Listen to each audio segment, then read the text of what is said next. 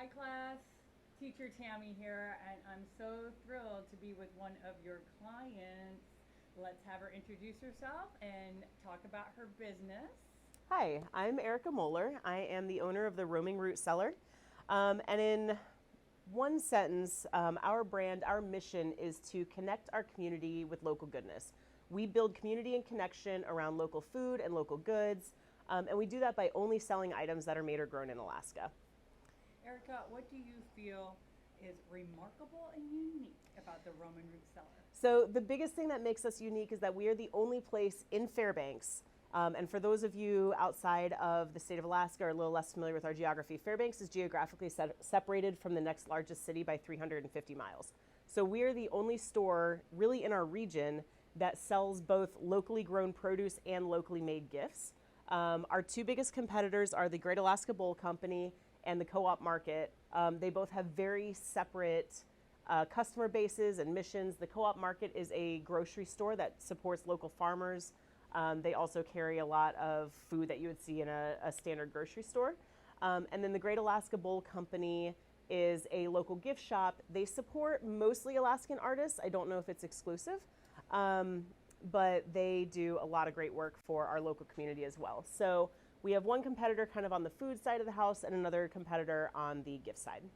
All right, let's move on to social media and your properties. What social media platforms do you currently use? So I do technically have a Twitter and a TikTok for the store. I don't use either of them. My two primary social media platforms are Instagram and Facebook.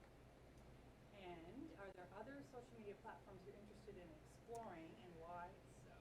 I would one day be interested in exploring new platforms as they come out. I think that I found that Twitter and TikTok don't work really well for us because it's a shotgun blast audience, and my brand really does better when I do better with my brand when I can speak directly to my customer base.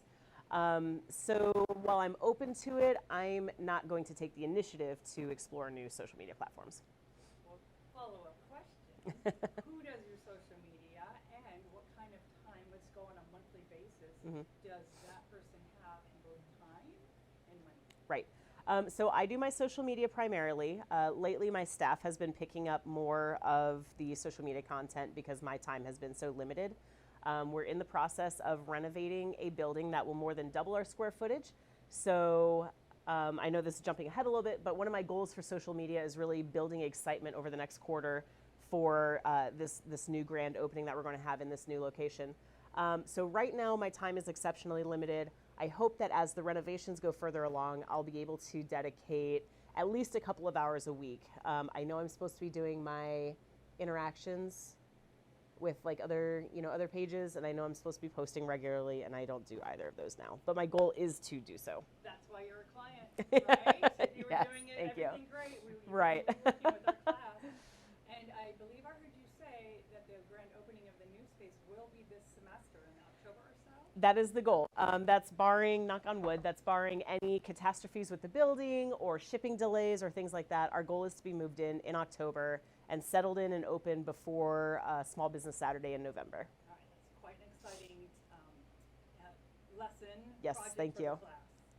All right, how do you measure the effectiveness of social media? And this is something I really need help on. I have not had any opportunity yet to dig into my impressions, see what sort of a post resonates better. So how I measure success with my social media right now is just, are we doing it? Okay, And I would like to take that a step higher. all right. That is something for the students to listen to. Let's talk about other marketing aspects and tools that you might use. Do you Right. have e-news? Like, do you collect emails and send out e-news? Do you do any radio, TV, Yes. anything like that? We do. So yes, I have a newsletter. Our subscription base for the newsletter is about 4,500 people. Our average open rate is anywhere from 45 to 55%.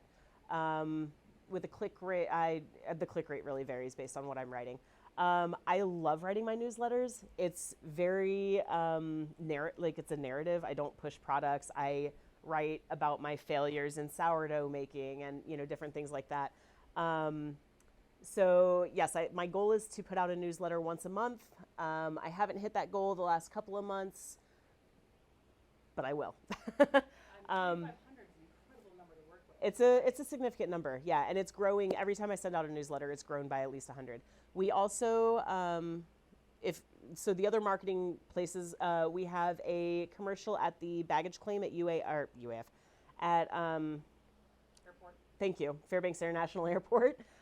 We do have a commercial that runs on TV year round that gets a couple thousand views a month. And we are members of Explore Fairbanks, so we're on their website. We're members of the Chamber of Commerce. We're on their website, and we're in different brochures and things and maps around town. Great. Thank you. One more question before we move on. Mhm. What mail service do you use for your newsletter? Square. We use Square Marketing. Let's talk about successes and challenges. Okay. Start with success and tell me something that you're most proud of a success that you've had with social media marketing. I'm most proud of how it's been my voice that's come out through social media over the years. I don't post it all on my own personal social media, so what I really enjoy and what I count as a success is when I'm able to connect with my client base by posting gardening tips that I've learned through my own home garden, or sourdough tips that I've learned through my own sourdough. That gets a lot of response, and it doesn't get so much response online, but I actually get people that come into the store and reference it to me. So anytime I can kind of make that personal connection, I consider that a success.